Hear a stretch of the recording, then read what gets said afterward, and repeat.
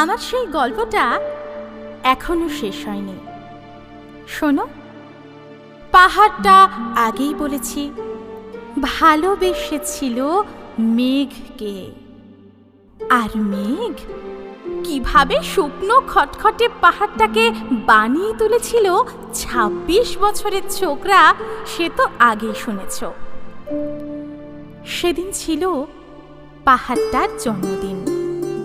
পাহাড় মেঘকে বললে, আজ তুমি লাল শাড়ি পরে আসবে। মেঘ পাহাড়কে বললে, আজ তোমাকে স্নান করিয়ে দেব চন্দন জলে। ভালোবাসলে নারীরা হয়ে যায় নরম নদী, পুরুষেরা জ্বলন্ত কাঠ।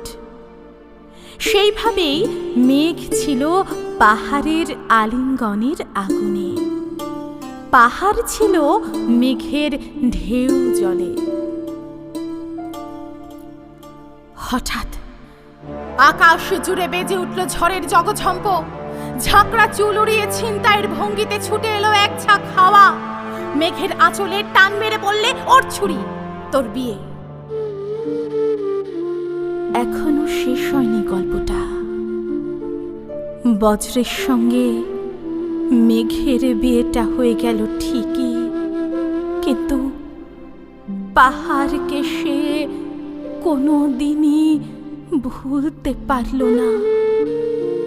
বিশ্বাস না হয় তো চিরে দেখতে পারো পাহাড়টার হাড় পাঁজর। ভেতরে থই থই করছে শত ঝর্ণার জল।